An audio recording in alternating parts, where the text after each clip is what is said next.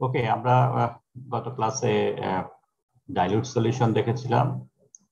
আরেকটা ছোট পার্ট রয়ে গেছিল, সেটা ছিল মাল্টি কম্পোনেন্ট সিস্টেম।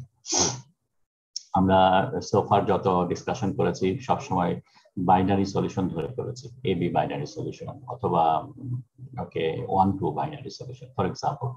এবং যখন আমরা এই বাইনারি সলিউশন গুলো ডিসকাস করি তখন আমরা বলেছিলাম যে ইন্টারাকশন বিটুইন অ্যাটমস যেটা হয় সেটা হলো বেসিক্যালি নিজেদের মধ্যে ইন্টারাকশন আছে, যেমন এ অ্যাটমের interaction, BB atom interaction, and another one সেটা হলো যে সলিউট সলভেন্ট অ্যাটম যেটা এ বি ইন্টারাকশন। এই মোটামুটি তিনটে ইন্টারাকশন ছিল। নিজেদের মধ্যে ইন্টারাকশনটা যদি ইগনোর করি তাহলে বেসিক্যালি আমরা ইন্টারাকশন যেটা চিন্তা করছি সেটা হলো যে সলিড এবং সলভেন্ট অ্যাটমের মধ্যে ইন্টারাকশন যেটা আছে।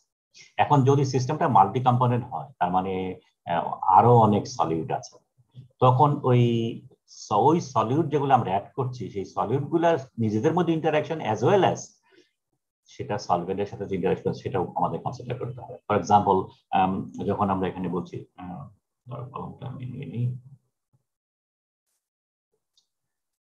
সো যখন আমরা একটা second dilute solute C, not necessary dilute হতে হবে, সেকেন্ড সলিউট যেটা সি আমরা অ্যাড করছি বিসাইডস বি, তখন আমরা ইন্টারাকশন যেটা হচ্ছে তিনটা হচ্ছে। তার মানে সলভেন্টের সাথে সলিউটের যে ইন্টারাকশন হচ্ছে প্রথম সলিউট যেটা বি, সলভেন্টের সাথে সেকেন্ড সলিউট যেটা ইন্টারঅ্যাক্ট করছে, এট the same time between the সলিউটস interaction হচ্ছে। এবং থার্মোডাইনামিক বিহেভিয়ার বা থার্মোডাইনামিক প্রপার্টি তখন এই সবগুলো ডিপেন্ড করে all this interactions. So interaction between the সলিউটস সেটাও আমাদের কনসিডার করতে হবে। এখানে একটা সিম্পল একটা এক্সাম্পল আমরা দিচ্ছি গ্রাফিক্যালি।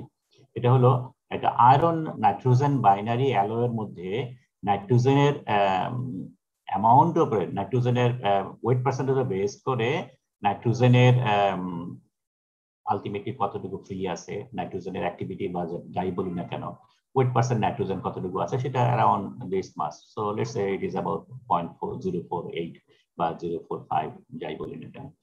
এখন এর মধ্যে থার্ড সলিউট যদি অ্যাড করি, either vanadium or tungsten or silicon, যেটাই অ্যাড করে না কেন, this extra solute interacts with iron, iron মানে সলভেন্ট, নাইট্রোজেন যে সলিউটের ইনিশিয়ালি ছিল বাইনারি সলিউট, তার সাথে ইন্টারাকশন করে এবং ইন্টারাকশন করার ফলে এই যে বাইনারি সলিউট যেটা ছিল নাইট্রোজেন তার অ্যামাউন্টের ভেরিয়েশন হচ্ছে। তার মানে ফর এক্সাম্পল ভ্যানাডিয়াম যদি এক্সট্রা ভ্যানাডিয়াম যদি আমি দেই, এক্সট্রা ভ্যানাডিয়াম দিলে পরে ভ্যানাডিয়ামের অ্যাফিনিটি আয়রনের প্রতি বেশি, as a result nitrogen release হয়ে যায় এবং নাইট্রোজেন রিলিজ হয়ে ফ্রি নাইট্রোজেনের অ্যামাউন্টটা বেড়ে যায়। On the other hand carbon যদি দেই, কার্বন দিলে পরে তখন নাইট্রোজেন আরো বন্ডে চলে আসে, ঠিক আছে, অ্যাজ এ রেজাল্ট নাইট্রোজেনের অ্যাফিনিটি কমে যায়। Tungsten on the other hand সে কোনো কিছুই করে না, সে টোটালি ইনার্টের মতো বিহেভিয়ার শো করে, সো নাইট্রোজেনের কনসেন্ট্রেশন অলমোস্ট সিমিলার থেকে যায়। তো সোজা ভাষায় আমরা যেটা বলছি যে আমরা এটা সেকেন্ড থার্ড ফোর্থ যাই দেই না কেন, যত আমরা অ্যাটম দিতে থাকবো যে কোনো একটা সলিউটের ইন্টারাকশন, যে কোনো একটা সলিউটের প্রপার্টি চেঞ্জ হতে থাকবে। সো আমরা আয়রন কার্বন সিস্টেম নিয়ে আমরা ডিল করি।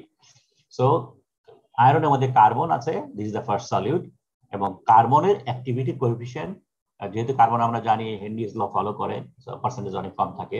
সো অ্যাকর্ডিংলি হেনরিয়ান অ্যাক্টিভিটি যেটা আছে, অ্যাক্টিভিটি কোএফিশিয়েন্ট সেটা হলো এফসি। সো ফর বাইনারি সলিউশনের অর্থাৎ আয়রন কার্বন সিস্টেমের জন্য Henrian activity coefficient of carbon is FC. এখন যদি আমরা সিলিকনের মধ্যে অ্যাড করি, সো সেকেন্ড সলিউট যদি অ্যাড করি, তখন এই এফসিটা চেঞ্জ হয়ে যাবে অ্যাকর্ডিং টু দিস ফর্মুলা। মানে এফ এটা প্রনাউন্সিয়েশন হলো F C on C, F C on C, আর এটা হলো এফ সিলিকন অন সি, ঠিক আছে। এবং এইগুলোকে তখন ইন্টারঅ্যাকশন কোএফিশিয়েন্ট বলে। তাহলে দেখো এফ সি হলো অ্যাক্টিভিটি কোএফিশিয়েন্ট, আর যখন আমরা এই দুইটার রেসপেক্টে বলবো তখন এটাকে বলে ইন্টারঅ্যাকশন কোএফিশিয়েন্ট, এবং এটা হলো which measures the effect of silicon on carbon, silicon on the activity coefficient of carbon, effect of silicon on the activity coefficient of carbon, that is called interaction coefficient. এটাও ওইভাবে আমরা যদি বলি তাহলে বলতে পারি effect of carbon on the activity coefficient of carbon. So basically it indicates a binary solution এবং এটা ইন্ডিকেট করে টার্নারি সলিউশন। আমরা এখানে সলভেন্টের কথা ইগনোর করতেছি, আমরা এখানে যেহেতু আয়রন সিস্টেমের কথা বলছি, iron will be always the solvent. So তখন অ্যাক্টিভিটির ফর্মুলা কি হবে? অ্যাক্টিভিটি এইচ আমরা জানি, activity is equal to activity coefficient time weight percent. যদি আমরা সেকেন্ড স্ট্যান্ডার্ড স্টেটে ধরি, ওয়েট পার্সেন্ট স্ট্যান্ডার্ড স্টেট যদি ফর্মুলা ইউজ করি, তাহলে পরে আমরা বলি HC is equal to FC into weight percent C. এখন এই এফসিটা ফর টার্নারি সিস্টেম চেঞ্জ হয়ে গেল এই দুইটার মাধ্যমে। তখন আমরা এটাকে রিপ্লেস করব, HC is equal to FC on C into F silicon on C into weight percent C. So that's the ternary system iron carbon silicon. তখন আমরা ওই টার্নারি সিস্টেমের মধ্যে কার্বনের অ্যাক্টিভিটি যদি মেজার করতে চাই, দিস ইজ আওয়ার ফর্মুলা। এখন আমরা কার্বন বাদে মনে করি আরো আছে নর্মাল স্টিলের মধ্যে যা থাকে, for example carbon, silicon, manganese, sulphur, phosphorus সব যদি থাকে, তখন এই মাল্টি কম্পোনেন্ট সিস্টেমের বেলায় কার্বনের অ্যাক্টিভিটি কোএফিসিয়েন্ট মেজার করার সময় বাকি সবগুলো এখানে ইনক্লুড করতে হবে। তার মানে iron activity coefficient carbon on C, activity coefficient silicon on C, interaction parameter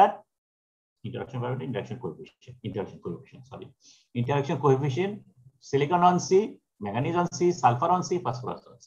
So তার মানে এই এফসি ক্যালকুলেট করতে গেলে বাকি সব সলিউটের ইন্টারাকশন গুলো অ্যাকাউন্টেবল করতে হবে। However, this reaction is only an approximate equation. কেন approximate equation? Because some other interaction আমরা ইগনোর করেছি কোনগুলো? ফর এক্সাম্পল পেন ইউজ করি। সো আমরা সবই দেখতেছি সিলিকনের ইফেক্ট কার্বনের উপরে, ম্যাঙ্গানিজের ইফেক্ট কার্বনের উপরে, এক্সেট্রা এক্সেট্রা। কিন্তু আমরা এই সিলিকন এফ না বলে আমরা এফির সাথে যেটা আছে, এফির সাথে সিলিকনের যে ইন্টারাকশন যেটা আছে বা অন্যান্য যে সমস্ত এলিমেন্টের ইন্টারাকশন যেগুলো আছে সেগুলো আমরা ইগনোর করেছি। এবং এখানে আমরা লেখার সময় মনে করো ম্যাঙ্গানিজ অন সিলিকন সেটা আমরা ইগনোর করেছি, সালফার অন সিলিকন সেটা ইগনোর করেছি, ফসফরাস অন সিলিকন সেটা ইগনোর করেছি। এট দ্য সেম টাইম আমরা সালফার অন ম্যাঙ্গানিজ সেটাও ইনক্লুড করেছি, এক্সক্লুড করেছি, ফসফরাস আর ম্যাঙ্গানিজ সেগুলো। তার মানে বেসিক্যালি আমরা শুধু কার্বনের উপরে এফেক্ট গুলো চেক করছি to determine the activity coefficient of carbon. So that's why we are saying that this is only an approximate equation. So for low concentration, okay, তাহলে আমাদের activity coefficientটা কিভাবে মডিফাই করা হয় সেটা আমরা দেখলাম। এখন এই ইন্টারঅ্যাকশন activity কোএফিসিয়েন্টের যেটা আমরা কি বলে নামটা ভুলে যাই, সরি, ইন্টারঅ্যাকশন কোএফিসিয়েন্ট আমরা যেটা বললাম, এই ইন্টারঅ্যাকশন কোএফিসিয়েন্টটাকে ইউজুয়ালি এই ধরনের একটা ফর্মুলা দিয়ে রিপ্রেজেন্ট করা যায়। So log f c k on c is equal to e k on c multiplied by weight percentage k যেটা দিচ্ছি। এখন এই e on c টাকে বলে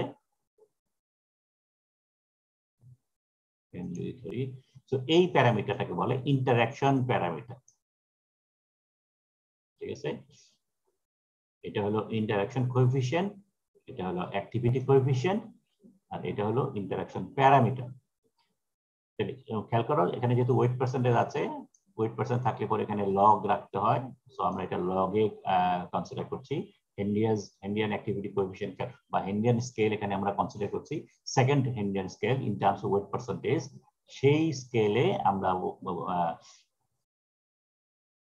ইন্টারঅ্যাকশন কোএফিসিয়েন্টটাকে আমরা এইভাবে রিপ্লেস করতে পারি in terms of interaction parameters. সাধারণত এই ইন্টারঅ্যাকশন প্যারামিটারটা বইয়ের মধ্যে দেওয়া থাকে, বিভিন্ন এক্সপেরিমেন্টালি ডিটারমিন করে এই ভ্যালুগুলো দেওয়া থাকে। যেহেতু এই ভ্যালুগুলো দেওয়া আছে তখন আমরা ইজিলি এই এফ কে অন সি সেটা ক্যালকুলেট করতে পারি, এবং এফ কে অন সি যদি ক্যালকুলেট করতে পারি তাহলে আমরা এফসি ক্যালকুলেট করতে পারি, এবং এফসি ক্যালকুলেট করতে পারলে আমরা অ্যাক্টিভিটি ক্যালকুলেট করতে পারি। So that's how system works. So আমরা এই দুটো ফর্মুলা পেলাম সো ফার। সেটা হলো যে অ্যাক্টিভিটি কোএফিসিয়েন্টকে আমরা কিভাবে লিখি in terms of interaction coefficient, আর ইন্টারঅ্যাকশন কোএফিসিয়েন্ট গুলোকে আমরা কিভাবে ইন্টারঅ্যাকশন প্যারামিটারের রেসপেক্টে লিখি সেটা পেলাম। তো এখন এই সব ভ্যালুগুলো যদি এখানে বসিয়ে দেই তাহলে এফ এর একটা ফর্মুলা পাবো। তাহলে এটা এই ভ্যালু যদি এখানে আনতে হয় তাহলে আগে লগ নিতে হবে। তো আমরা এটাকে লগ নেই, লগ নেওয়ার পরে তারপরে ভ্যালুগুলো বসাই। সো আমরা এখানে লগ এফ সি পেলাম, তাহলে log F C on C পেলাম, আর যখন আমরা লগ সিলিকন অন সি বের করবো তখন এটাকে এইভাবে চেঞ্জ করে দিব। তার মানে আমরা পাচ্ছি E silicon on carbon weight percent silicon, এটা জন্য পাবো E manganese on carbon weight percent manganese and so on. So this is our এফসিটাকে আমরা ইন্টারাকশন প্যারামিটারের রেসপেক্টে চেঞ্জ করলাম। সাধারণত এটাকে এভাবেই রাখা হয় যদি আমরা এটা জানি। তার মানে বাইনারি অ্যালয়ের যদি ইন্টারাকশন প্যারামিটার বা অ্যাক্টিভিটি কোএফিশিয়েন্ট যদি আমি জানি তাহলে পরে এটা তাহলে আর চেঞ্জ করার দরকার পড়ে না। যদি আমরা এটা না জেনে এইটা জানি তাহলে পরে এটাকেও এই ধরনের ফর্মুলার মাধ্যমে রিপ্রেজেন্ট করা যেতে পারে। তাহলে ই সি অন সি হবে weight percent C. So overall আমরা দিস ইজ আওয়ার অ্যাক্টিভিটি কোএফিশিয়েন্টের ফর্মুলা। সো এটা হলো activity coefficient for multi component system, ঠিক আছে? আর এটা হলো activity coefficient for binary system. এখন লগ এফ সি পেলাম, আমরা অ্যাক্টিভিটি ফর্মুলা জানি HC is equal to FC into weight percent C।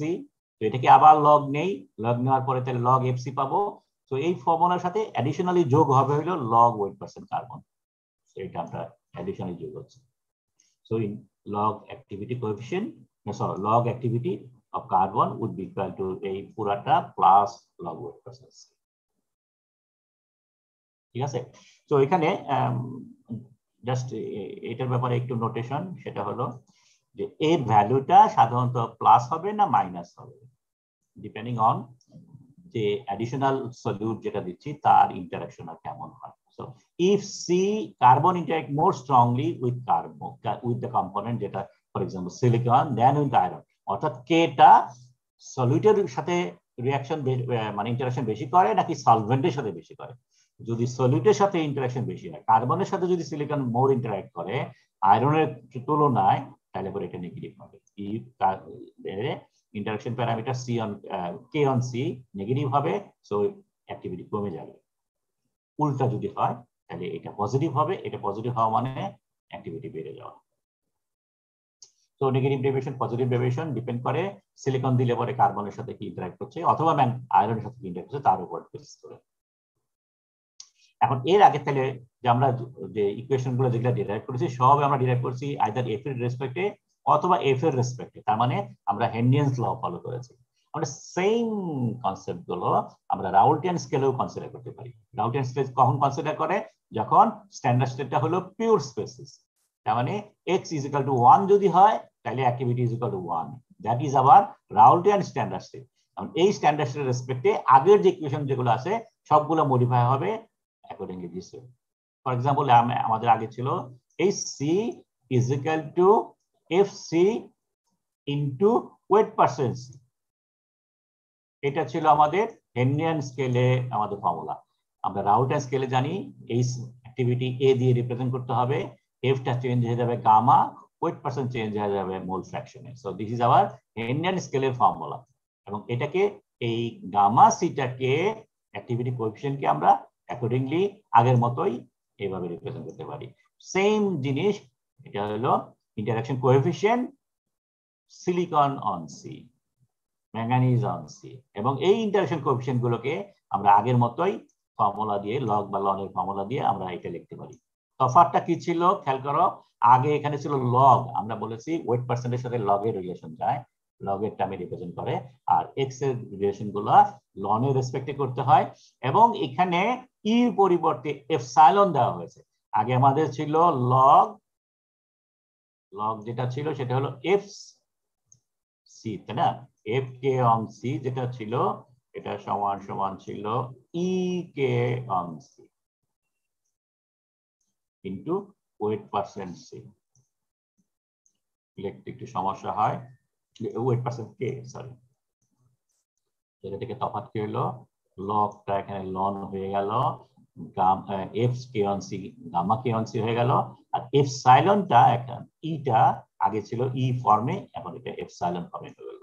নাম আগের মতই আছে, এটা ইন্টারাকশন প্যারামিটার, এটাও ইন্টারাকশন প্যারামিটার, আর সরি আর ওয়েট পার্সেন্ট কে এটা চেঞ্জ হয়ে গেছে মোল ফ্র্যাকশন। তো সেম থিং, ফর্মুলা মোটামুটি একই রকম দেখতে, just necessary modification scale value করলে পরে যা চেঞ্জ গুলো হয় সেটা করা হয়েছে, এবং ফর্মুলা আগের মতোই আছে। যেভাবে আমরা রিপ্রেজেন্ট করেছি এক্স্যাক্টলি সেম, এখানেও লন নিলাম, লন নিয়ে শুধু চেঞ্জ যেটা হয়েছে এখানে ভুল হয়েছে, এই জায়গাটা এপসাইলন হবে, এপসাইলন সি অন সি, বাকি সবই এপসাইলন আছে, ঠিক আছে, ওয়েট পার্সনের জায়গায় মোড ফ্র্যাকশন এসেছে। আর অ্যাক্টিভিটি ফর্মুলার মধ্যে এখানে যেটা আছে এটা অ্যাডিশনাল টার্ম আসবে, সেটা হলো লন এক্সি, ঠিক আছে। সো এই হলো মাল্টি কম্পোনেন্ট সিস্টেমের মধ্যে কিভাবে অ্যাক্টিভিটি কোএফিসিয়েন্ট বা অ্যাক্টিভিটি ক্যালকুলেট করে। এখন একটা জিনিসই অ্যাডিশনাল জানা দরকার, সেটা হলো সামটাইমস আমাদের ডেটার মধ্যে যেটা আছে সেটা হলো হয়তো রাউলটেন স্কেলে আছে, আমাদের ক্যালকুলেট করতে হবে হেন্ডিয়ান স্কেলে, তখন এই ধরনের ফর্মুলা অ্যাপ্লাই করা যায়। খেয়াল করতে হবে এই formula only for iron as a solute, sorry solvent. তো এটা আয়রন বেস সিস্টেমের জন্য এই ফর্মুলাটা, জেনারেল ফর্মুলাটা এখানে দেইনি, শুধু আয়রনটাই আমরা কনসিডার করেছি। সো সিমিলার ফর্মুলা একটু কি বলে এটাকে জেনারেল একটা ফর্মুলা অ্যাভেলেবল আছে, সেই ফর্মুলার মধ্যে আয়রন বেসের জন্য নেসেসারি মডিফিকেশন করতে হয়। ওকে, আর this is also an approximate equation because এখানে আরো একটু কমপ্লেক্স অ্যাডিশনাল প্যারামিটার আছে, যে জিনিসগুলো এখানে আমরা একটু করে নিই ফর সিম্পলিসিটি। তো এটা গেল। আরেকটা হলো সামটাইমস মনে করো ই ওয়াই অন এক্স আমাদের বের করতে হবে, দেওয়া আছে ই এক্স অন ওয়াই, তার মানে interaction parameter of silicon on carbon দেওয়া আছে, আমার দরকার হলো interaction parameter carbon on silicon, উল্টাটা লাগবে, তখন এই ধরনের ফর্মুলা দিয়ে রিপ্লেস করা যায়। Again it is also approximate equation because এখানে অ্যাডিশনাল কিছু টার্ম আছে যেগুলো আমরা কমপ্লেক্সটা আমরা বাদ দিয়ে দিয়েছি, এবং এখানে হলো এম যেটা সেটা হলো atomic weight of X, atomic weight of Y, ঠিক আছে। সো আমরা জাস্ট সিম্পলি একটা অঙ্ক করার মাধ্যমে এটা বোঝার চেষ্টা করি। মনে করো activity coefficient of zinc relative to the infinite diode standard state in binary Bismuth zinc solution. আমরা আয়রন বেস সলিউশনের কথা বলেছি, এখানে আস্তে আস্তে বিসমাথ বেস সলিউশন।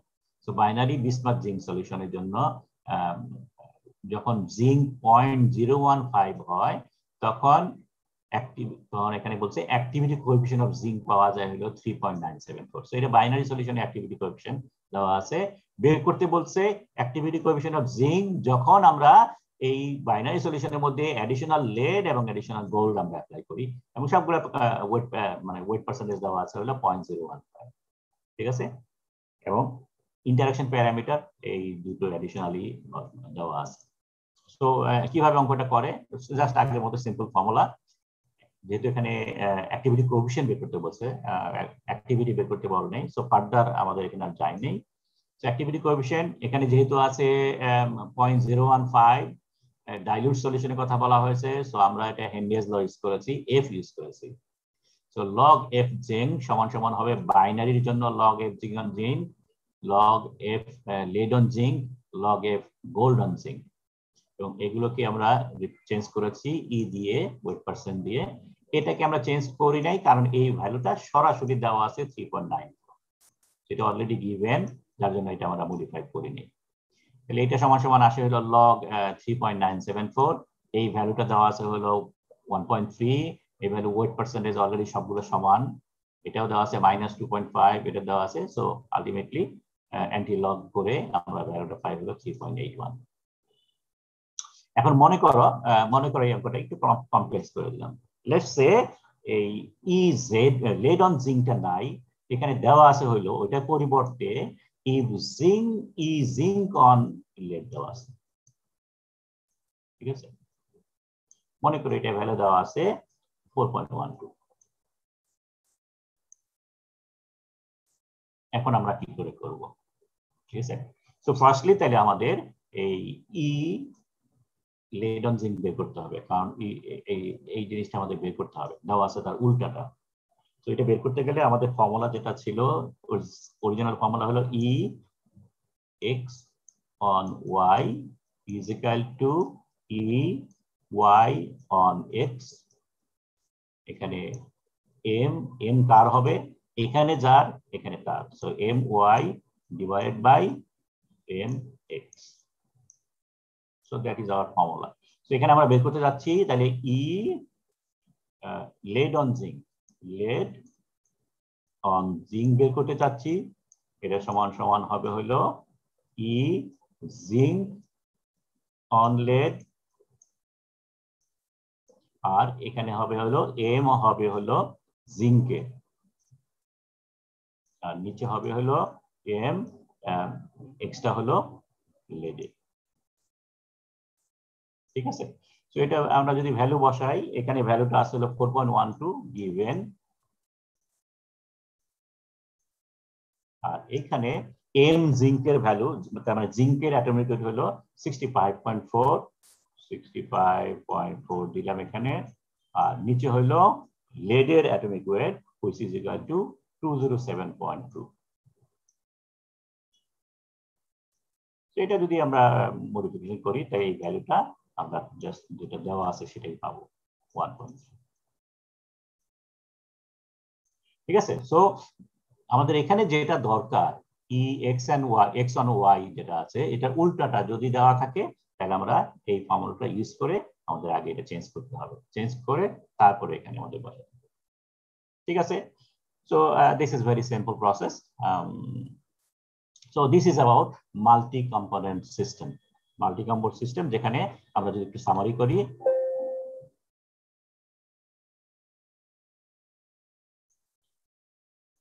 মাল্টি-কম্পোনেন্ট সিস্টেমের বেলা আমরা যেটা বলছি যে যখন বাইনারি সলিউশন থাকে তখন আমরা ইন্টারাকশন গুলো চিন্তা করি বিটুইন সলিউটের সাথে সলভেন্টের এবং অন্যান্য নিজেদের ইন্টারাকশন যেটা আছে। সো সলিউট যদি অনেকগুলো থাকে তখন between the solute as well as another সলিউটের সাথে সলভেন্টের ইন্টারাকশন সেগুলো কনসিডার করতে হবে, এবং এই কনসিডার করার সময় আমরা অ্যাক্টিভিটি কোএফিশিয়েন্ট যে ফর্মুলা যেটা আছে সেটাকে আমরা নেসেসারি মডিফিকেশন করেছি in terms of interaction coefficient, এবং ইন্টারাকশন কোএফিশিয়েন্ট গুলোকে আমরা মডিফাই করেছি in terms of interaction parameter. তো এইভাবে মডিফাই করে আমরা অ্যাক্টিভিটি কোএফিশিয়েন্ট গুলোকে চেঞ্জ করেছি, এবং চেঞ্জ অ্যাক্টিভিটি কোএফিশিয়েন্ট গুলোকে আমরা অ্যাক্টিভিটিতে বের করতে বসিয়ে নিয়ে আমরা অ্যাক্টিভিটি বের করতে পারি ফর মাল্টি কম্পোনেন্ট সিস্টেম। এখন যে ইকুয়েশন গুলো আমরা এখানে ইউজ করেছি সবগুলো ইকুয়েশনই অ্যাপ্রক্সিমেট ইকুয়েশন, বিকজ আমরা শুধুমাত্র একটা সলিউটের উপরে বাকি সলিড গুলোর ইন্টারাকশন আমরা কনসিডার করেছি। আমরা অ্যাডিশনাল সলিউটস এর মধ্যে ইন্টারাকশন কি সেটা আমরা কনসিডার করি নাই। অ্যাডিশনাল সলিউটস অন্য অ্যাডিশনাল সলিউটটা সলভেন্টের সাথে কিভাবে ইন্টারঅ্যাক্ট করে সেটাও কনসিডার করিনি। That's why it is A relatively approximate equation. Okay, so আমাদের এটা শেষ হয়ে গেল। আমাদের আরেকটা আছে সেটা যদি কনসিডার করি, ফ্রি ডাইলিউট সলিউশন শেষ হয়ে গেল, free energy of mixing. Okay, last topic যেটা ইন দিস চ্যাপ্টার সেটা হলো ফ্রি এনার্জি অফ মিক্সিং। আমরা এখানে সলিউটের সলিউশনের বিভিন্ন ধরনের প্রপার্টি ক্যালকুলেট করেছি, এনার্জি রিলেটেড কোনো ইস্যু নিয়ে আলাপ করিনি, আদৌ সলিউশনটা ফর্ম করবে কিনা। ঠিক আছে, সলিউশন ফর্ম করতে গেলে তার শর্ত, সো আমাদের এই মিক্সিং প্রসেসটা আমাদের এখন অবজার্ভ করতে হবে। ওকে, সো এই লেকচারে আমরা যেটা দেখতে চাবো সেটা হলো thermodynamics of the mixing process, and আমরা সলিউশন গুলোকে 3 ভাগে ভাগ করব। ইন জেনারেল সলিউশন মডেল যেগুলো আছে, একটা হলো আইডিয়াল সলিউশন, রিয়েল সলিউশন, এগুলো তো আমরা দেখেছি। রিয়েল সলিউশন বলতে আমরা নন আইডিয়াল সলিউশন মিন করি। নন আইডিয়াল সলিউশনের মধ্যে আরেক সেট অফ সলিউশনকে আমরা কনসিডার করব, that is called regular solution. তো এদের মধ্যে তফাৎটা কি সেটা আমরা বোঝার চেষ্টা করবো, and at the same time এই যে মিক্সিং ফাংশন যেগুলো আছে সেগুলো কিভাবে এই সলিউশন গুলোকে কনসিডার করে, প্রপার্টি কিভাবে চেঞ্জ করে সেই জিনিসগুলো দেখব। ওকে, সো আমরা এখানে যে যেটা ইনিশিয়ালি এনার্জি রেসপেক্টে যেটা বলি যে যখন এ এর সাথে বি মিক্স করা হয় all the properties are changed, thermodynamic property change হয়ে যায়। এবং থার্মোডাইনামিক প্রপার্টির মধ্যে আমরা কয়েকটা কনসিডার করতে পারি। যদি এনার্জি চিন্তা করি তাহলে গিবস এনার্জি একটা ইম্পর্টেন্ট এনার্জি, তার সাথে এই এনার্জি রিলেটেড আরো দুটো ইস্যু থাকে বা 3টা ইস্যু থাকে, যেমন এনথালপি। এনথালপিটাই কেন দরকার? এনথালপি সাধারণত বন্ডের সাথে রিলেটেড। এন্ট্রপি, এন্ট্রপিটা সাধারণত মিক্সিং এর weather mixing random or preferential তার সাথে রিলেটেড। এন্ড আরেকটা সামটাইম ভলিউম অলসো কনসিডার করা হয়, মিক্সিং করলে পরে ভলিউম বাড়ে না কমে, ভলিউম চেঞ্জ হয় কিনা। সো এই ধরনের প্যারামিটার গুলো চেঞ্জ হয়ে যায়, এবং solution to form during a spontaneous process অথবা স্পন্টিনিউয়াসলি সলিউশন ফর্ম করতে গেলে পরে আমাদের বেসিক রুলটা অলওয়েজ মেইনটেইন করতে হবে, free energy must be decreased. ঠিক আছে, আমরা বলি যে for any spontaneous process energy must be reduced, so free energy must be negative in order to form a spontaneous solution. So আমরা এটা মাথায় রেখে আমরা যদি ক্যালকুলেশন গুলো করি, for example gives to energy, এটা যদি ক্যালকুলেট করি একটা বাইনারি সলিউশনের জন্য, এবি বাইনারি সলিউশন, ঠিক আছে। এখন এই সলিউশন ফরমেশনের স্টেপটাকে এনার্জি ক্যালকুলেট করতে গেলে আমাদের সুবিধা হয় যদি এটাকে কয়েকটা স্টেপে ভাগ করি। লেটস সে, যদি এভাবে আদৌ হয় না, কিন্তু আমরা for the sake of argument and for the sake of calculations আমরা দুই ভাগে ভাগ করলাম, দুইটা স্টেজে ভাগ করলাম। স্টেজটা কি, আমরা কিছু এ নিলাম, কিছু বি নিলাম, দুইটাকে একত্র করলাম, এখনো সলিউশন হয়নি, ঠিক আছে, দুইটা একত্র করলাম, that is the first stage. কিছু এ কিছু বি নিয়ে একসাথে করলাম। সেকেন্ড স্টেজে হলো এগুলোকে মিক্স করলাম টু ফর্ম এ সলিউশন, ঠিক আছে। সো একত্রে করার সময় কিছু এনার্জি চেঞ্জ হবে এবং মিক্সিং করার সময় কিছু এনার্জি চেঞ্জ হবে এবং টোটাল এনার্জি চেঞ্জ যেটা আলটিমেটলি সেটা হলো সলিউশন। সো গ্রাফিক্যালি যদি বলি, so x A mole A নিলাম, এক্স বি মোল বি নিলাম, just this is before mixing, এগুলোকে জাস্ট একসাথে করলাম, কাছাকাছি করলাম, and then they are allowed to be mixed together. এবং মিক্স টুগেদার হইলে পরে then they form a solution. অ্যাটমগুলো র্যান্ডমলি ডিস্ট্রিবিউট হবে অথবা প্রিপারেশনালি ডিস্ট্রিবিউট হতে পারে, সেটাও ডিফারেন্ট ইস্যু। আমরা এখানে জাস্ট বললাম যে just mix together to form a solution. তো আমরা এই স্টেজের এনার্জি কত আছে সেটা ক্যালকুলেট করব এবং এই স্টেজ এনার্জি কতটুকু আছে সেটা ক্যালকুলেট করব। এটা যদি স্টেজ 1 ধরি তাহলে G1 আমরা ক্যালকুলেট করব, এই স্টেজটা 2 যদি হয় তাহলে G2 ক্যালকুলেট করব।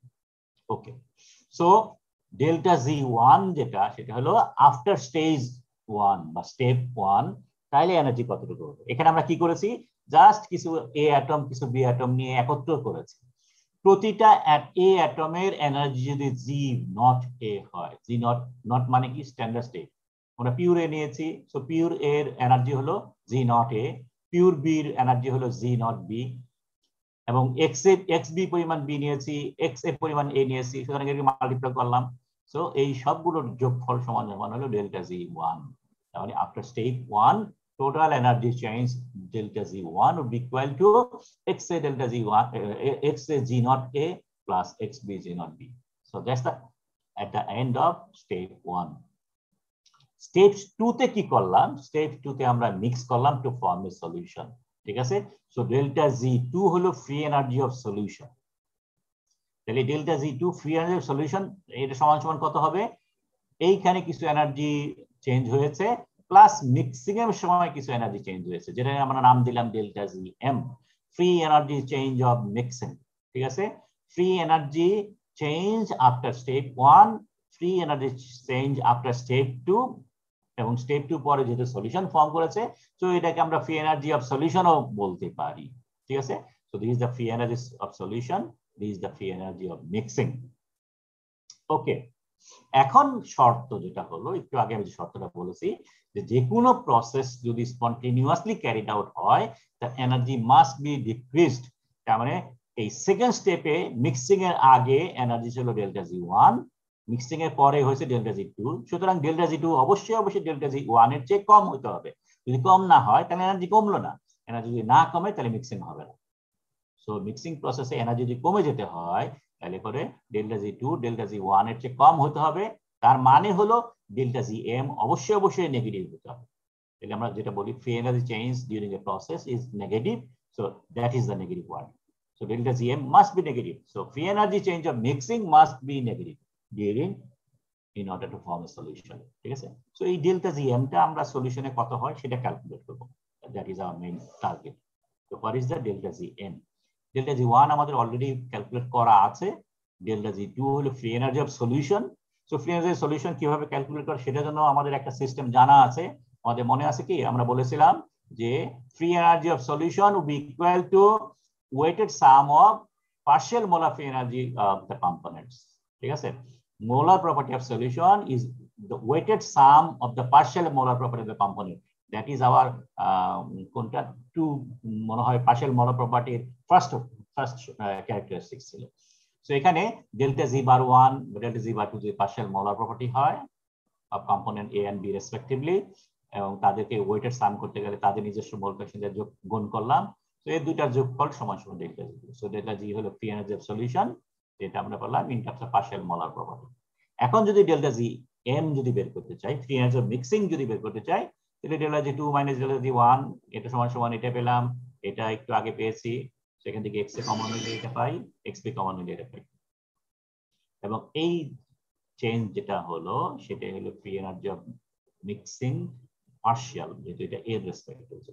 সো এটাকে বলে partial free energy change of mixing of component A.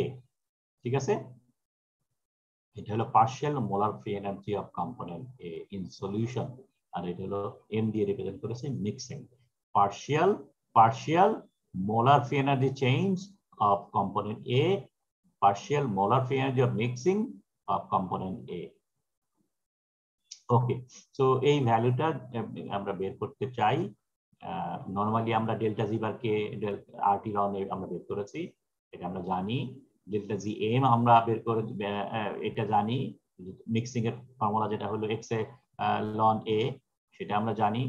So তাহলে এই এটা জাস্ট এখান থেকে এটা হলো টোটাল প্রপার্টি, এটা হলো partial property. So delta G M is equal to R T ln a, x বাদ চলে যাবে, আর টি লন এ কে এখানে। তো এর সাথে এটা তফাৎটা কি, এর সাথে তফাৎ হলো জাস্ট এক্স এটা বাদ দিয়েছে, ওয়েটের সাম তো, সো এ এক্স টা বাদ দিয়েছে, আর T ln x. So partial gives molar free energy of mixing of component K would be equal to RT ln AK. So that is our free energy of mixing calculation. এটা হলো partial molar free energy of mixing, আর এটা হলো total molar free energy of mixing. ওকে, নাও আমাদের solution গুলোকে যদি classify করি, একটা solution তো আমরা অবশ্যই জানি যেটা আইডিয়াল সলিউশন, এবং আইডিয়াল সলিউশনের তিনটা শর্ত আছে সেটাও আমরা জানি। সেটা হলো যে একদম রাউলস ল যদি প্রথমে হিসাব করি, রাউলস লর মধ্যে বলেছিলাম দেয়ার ইজ নো ইন্টারাকশন। 2 নম্বর বলেছিলাম যে অ্যাটম গুলো অফ সেম সাইজ, এবং 3 নম্বর বলেছিলাম হলো gas behave ideally. So that is the third, তিনটা কন্ডিশন ছিল, এবং তার মধ্যে 1 নম্বর শর্ত ছিল নো ইন্টারাকশন। এবং এই নো ইন্টারাকশন যদি হয় তাহলে এই তিনটা শর্ত চলে আসে। একটা হলো যে তিনটা বন্ডই সমান, এবং মিক্সিং যেটা হবে যেহেতু বন্ড সমান, so mixing should be random, এবং যেহেতু মিক্সিং র্যান্ডম এবং দুই ইন্টারাকশন সমান, so no AB bond will form, তার মানে এর সাথে বি কোনো বন্ড ফর্ম করবে না। সো তার মানে কি হচ্ছে, এখানে এই শর্তটা যদি মানতে হয় তাহলে মিক্সিং র্যান্ডম হবে। সো এন্ট্রপির একটা ভ্যালু, এন্ট্রপিকে আমরা বলবো র্যান্ডম মিক্সিং। আর no energy of bond form কর, বন্ডের এনার্জি মানে হলো এনথালপি চেঞ্জ। ঠিক আছে, এনথালপি চেঞ্জ যদি নেগেটিভ বা পজিটিভ কোনো একটা ভ্যালু হয়, তার মানে হলো সে বন্ড ফর্ম করছে, ঠিক আছে, বা রিপেল করছে। সো এখানে যেহেতু কোনো বন্ড ফর্ম করে না, তার মানে delta H would be equal to 0। So এখানে তাহলে আইডিয়াল কন্ডিশন কাকে বলে? মাঝে মাঝে 5 মার্কে একটা কন্ডিশন কোশ্চেন আসে, সেটা হলো explain the properties of ideal real and regular solutions, or explain the characteristics of ideal real and regular solution. এবং সেখানে তোমাকে 3টা ক্যারেক্টারিস্টিক্স মেনশন করতে হবে। এই 3টা, 1 নম্বর হলো যে বন্ডগুলো সব similar, mixing random, no preferential bond form, so delta H is equal to 0। So H এবং এন্ট্রপি এই দুইটা রেসপেক্টে তোমাকে আনসারটা করতে হবে। ওকে, সো এবং এইটা করতে গেলে পরে আমরা বলেছি রাউলস ল মানে, এবং রাউলস লটা সাধারণত আমরা বলি A is equal to X, that is the general form of Raoult's law. আমরা তাহলে একটু আগে যত ইকুয়েশন আমরা ডিরাইভ করেছি free energy of mixing generally তৈরি করেছি, এখন আইডিয়াল সলিউশনের জন্য যদি কনভার্ট করি, চেঞ্জ করি, সব এর জায়গায় এক্স দিলে পরেই আমাদের এটা হয়ে যাবে। তার মানে this is our general equation free energy of mixing, এবং তাহলে gives free energy mixing for ideal solution যেটা হবে জাস্ট সেম ইকুয়েশন, এমটাকে এম আইডিয়াল বললাম টু আইডেন্টিফাই, এন্ড এর জায়গায় হয়ে যাবে X. So RT X A ln X in summation form, and total form যেটা হবে RT X A ln X A plus X B ln X B. Partial এর রেসপেক্টে যদি বলি তাহলে পরে এই জাস্ট এক্স এটা কাটা যাবে, এটা হবে R T ln x, R T ln x. একটা কম্পোনেন্ট যেহেতু সামেশন সাইনটা থাকবে না। Entropy mixing for ideal solution, তাহলে এন্ট্রপি যদি ক্যালকুলেট করতে চাই তাহলে এন্ট্রপি কোথা থেকে আসবে? আমরা জি এর ফর্মুলা যেহেতু জানি, d G is equal to minus S d T plus V d P. আরেকটা ইকুয়েশন আমাদের এখানে আছে, তোমাদের বলেছি কিনা জানি না, মিউ ডিএন ছিল। তার মানে যখন আমরা কম্পোজিশন আনি পার্শিয়াল মোলার প্রপার্টি ডেফিনেশনের সময় আমরা বলেছিলাম এখানে প্লাস একটা টার্ম আছে যেটা মিউ ডিএন। সো এই এন এরটাও এখানে যদি ইনক্লুড করি, এখন যদি এস যদি বের করতে চাই তাহলে এস হলো জি কে ডিফারেন্সিয়েট করতে হবে উইথ রেসপেক্ট টু টি, আর এটাকে 0 ধরতে হবে। এটা 0 কখন হবে? P is constant. আরেকটা টার্ম যেটা ছিল মিউ ডিএন, এটা 0 কখন হবে? N is constant. So basically দুইটা জিনিস কনস্ট্যান্ট, একটা হলো পি আর একটা এন, ডিফারেন্সিয়েট করতে হবে টি দিয়ে, তাহলে আমরা এস পাবো। সো তাহলে এস পার্শিয়ালটা দিয়ে দূর করি, সো এখানে পার্শিয়াল যেটা আছে, সো এইটাকে আমরা ডিফারেন্সিয়েট করব উইথ রেসপেক্ট টু টি, তাহলে আমরা পাবো এস। সো এস, এটা ছোট হতে হবে, এস বার এম আইডিয়াল সমান সমান মাইনাস, ফর্মুলার মধ্যে মাইনাস আছে, সো মাইনাস ডেল এটা divided by del G divided by del T, এবং জি সমান সমান আমরা পেয়েছি R T ln x. So এখানে আর টি লন এক্স কে ডিটি দিয়ে যদি ডিফারেন্সিয়েট করি, আর কনস্ট্যান্ট, সো বাইরে চলে আসলো থাকে টি, সো ডিটি দিয়ে টি দিয়ে করলে পরে এক্স লন এক্স সেটাও কনস্ট্যান্ট, যেহেতু এক্স এখানে কনস্ট্যান্ট বলা আছে অলরেডি, সো আমরা আলটিমেটলি পাচ্ছি এস সমান সমান মাইনাস আর লন এক্স। ঠিক আছে, so this is our ideal সলিউশনের জন্য মিক্সিং। সো মিক্সিং যদি র্যান্ডম হয় তাহলে এস এর ভ্যালু এটা হবে। সো এটা হলো partial S, S total S যদি বের করতে চাই অফ দ্য সলিউশন, তাহলে এখানে এক্স দিয়ে গুণ করতে হবে, আর কে এক্স দিয়ে গুণ করে পেলাম, মাইনাস ফর্মুলা আছে, টোটাল যদি চেঞ্জ করতে চাই তাহলে X A ln X A, X P ln X P, এখানে মাইনাস আর। জির সাথে তফাৎটা কি, এখানে শুধু টেম্পারেচার আছে, এখানে টেম্পারেচার নাই, সাইনটা প্লাস আছে, এখানে মাইনাস হয়ে গেছে। ওকে, এইচ যদি বের করতে চাই তাহলে এনথালপি চেঞ্জ অফ মিক্সিং, যেটা বন্ডের সাথে অ্যাসোসিয়েটেড। আমরা ডেফিনেশনে বলেছিলাম আইডিয়াল সলিউশনে নো বন্ড ফর্মেশন, আমরা এখানে চেক করে দেখি বন্ড ফর্মেশন হয় কিনা। So G is equal to H minus TS, so H is equal to G plus TS. So জির ভ্যালু আমরা বসাইলাম এখানে R T X L N X etcetera, এখানে প্লাস হয়ে গেছে, সো প্লাস টি, এস এর ভ্যালু বসালাম R X L N X A, X P on X P, এখানে মাইনাস এন আছে, সো টি দিয়ে গুণ করলে এই সবগুলা কাটা যাবে, আলটিমেটলি জিরো হবে। তো এখানে আমরা প্রমাণ করলাম ডেল্টা এইচ, তার মানে enthalpy change of mixing for ideal solution is equal two zero. মাঝে মাঝে যা 2 মার্ক একটা কোশ্চেন আসে, prove that enthalpy change of mixing for ideal solution is equal to 0. So you have to do this at this way. আরেকটা আছে volume, sometimes এনথালপির সাথে ভলিউমের কথাও জিজ্ঞেস জানতে চায়। Prove that enthalpy and volume change of mixing for ideal solution is equal to 0. So volume change to mix accordingly আমাদের এই যে ফর্মুলা যেটা আছে, এস যেভাবে ক্যালকুলেট করছি এক্স্যাক্টলি সেম ওয়েতে ক্যালকুলেট করতে পারি। So volume is equal to del G by del P, temperature constant, N constant. So আমরা এখানে temperature constant, N constant, delta G আমরা এটা জানি হলো RT X L N X A. এখন এটাকে যদি পি দিয়ে ডিফারেন্সিয়েট করি তাহলে কি দাঁড়াচ্ছে, R constant, temperature constant, X ও কনস্ট্যান্ট, মানে সবগুলোই কনস্ট্যান্ট, তাহলে কনস্ট্যান্টে পি দিয়ে ডিফারেন্সিয়েট করলে জিরো হয়ে যাবে। So ultimately volume change for partial zero, টোটালেও zero. So that is the common properties of ideal solution during the mixing process.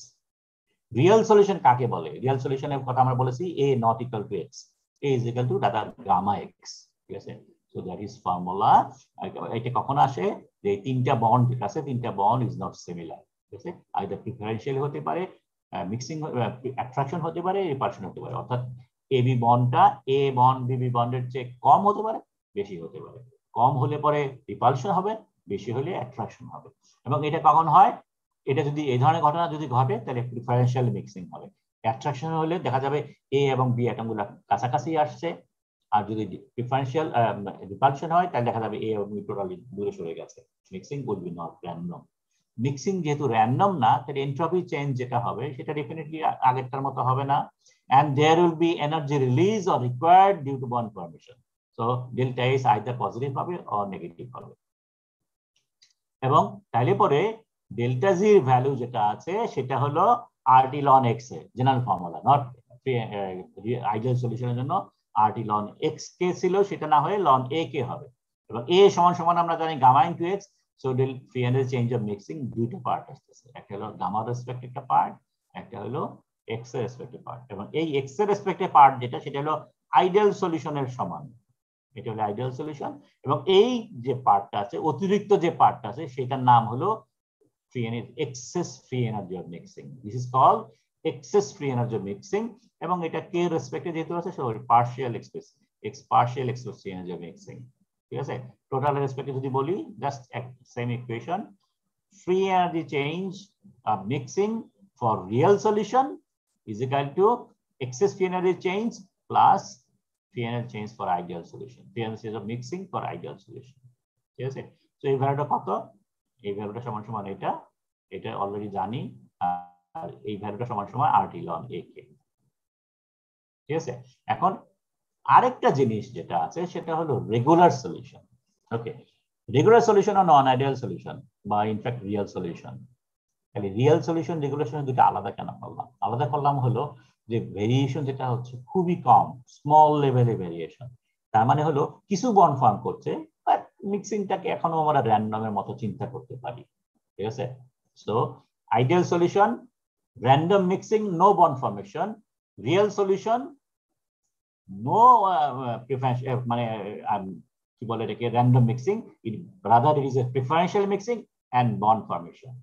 Regular solution ideal সলিউশনের কাছাকাছি, এখানে হলো mixing still consider to be random. তার মানে ideal সলিউশনে যে entropy change of mixing, এখানে আমরা সেটাই ধরবো, কিন্তু কিছু বন্ড ফর্ম, তার মানে H not equal to 0, so that's the condition। তার মানে entropy change of mixing for regular solution would be equal to entropy change of mixing for ideal solution, which is equal to minus R ln xk, কিন্তু enthalpy change of mixing for regular solution is not equal to 0, so we can calculate H।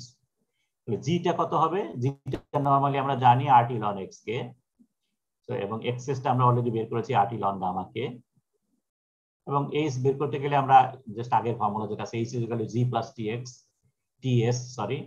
So এটা আমরা জানি, S আমরা ideal সলিউশনটা জানি, so এটা হলো RT ln xk, so দুটো মাইনাস করলে পরে তাহলে এনথালপি চেঞ্জ অফ মিক্সিং সমান সমান হলো RT ln gamma k, which is excess change of mixing এর সমান। ভলিউম চেঞ্জ আমরা অলরেডি বের করতে পারি অ্যাকর্ডিংলি, এবং এখানে খেয়াল করে দেখো, এটা হলো আইডিয়াল সলিউশনের জন্য, সরি এটা তো আইডিয়াল না, রেগুলার, আমরা রেগুলার বের করতেছি, নট আইডিয়াল। সো রেগুলার যদি হয়, এটা হলো regular solution RT ln AK, so এটাতে পি দিয়ে যদি ডিফারেন্সিয়েট করি, কনস্ট্যান্ট কোনটা যাচ্ছে? কনস্ট্যান্ট যাচ্ছে হলো টেম্পারেচার এবং n constant, not a। n আর a এর মধ্যে তফাৎ আছে, ঠিক আছে? সো n কনস্ট্যান্ট হতে পারে, কিন্তু a is not constant. t constant, r constant, so r d কে বাইরে দিলাম। এখন তার মানে এটাকে ডিফারেন্সিয়েট করতে হবে ডেল্টা p দিয়ে। আমরা এটা এর ভ্যালু জানি না, এর ইকুয়েশনও জানি না, সো আমরা এটাকে জাস্ট অ্যাজ ইট ইজ এভাবে রেখে দিলাম, শুধু r এবং t টাকে বাইরে আনলাম। খেয়াল করো এখানে তাহলে ভুল কোনটা হলো? জাস্ট এখানে ডেল্টা ভি এম কে, এটা ছোট হাতের হবে, আইডিয়াল না বলে এটা রেগুলার লিখতে হবে। সো এটা এই দুইটাই রেগুলার লিখতে হবে, ঠিক আছে? এখানেও রেগুলার লিখতে হবে, আমরা নেসেসারি মডিফিকেশন করে দেব। তো এই হলো how the mixing process works। এবং মিক্সিং প্রসেসের জন্য for three kind of solution, regular solution, ideal solution and real solution, তার মধ্যে এই ইকুয়েশন গুলো কিভাবে, প্রপার্টি, থার্মোডাইনামিক প্রপার্টি গুলো কিভাবে ভ্যারি করে অ্যাকর্ডিংলি, এটা আমরা দেখেছি। বইয়ের মধ্যে তোমাদের এখানে একটা টেবিল 6.2 আছে, যেখানে অল দ্য ক্যারেক্টারিস্টিক্স গুলো, অল দ্য ইকুয়েশনস গুলো টেবিল অফ ফর্মে দেওয়া আছে, যাতে করে তুমি সহজেই আইডেন্টিফাই করতে পারো, সহজেই বুঝতে পারো, ঠিক আছে? So you can consult that one. তো এই হলো আমাদের মিক্সিং প্রসেসের জন্য আমাদের যে ইকুয়েশন গুলো ডেভেলপ করা দরকার, সেটা আমরা করলাম। সো আমরা এটা আপাতত এখানে শেষ করি। আমরা নেক্সট ক্লাসের মধ্যে কিছু অঙ্ক করার চেষ্টা করব। সো নেক্সট ক্লাস অ্যাকর্ডিংলি 12টার সময় হবে। এখন আমার ঘড়িতে 46 বাজে, সো 15 মিনিট পরে আবার দেখা হবে। শেয়ারটা আমি স্টপ করে দিই।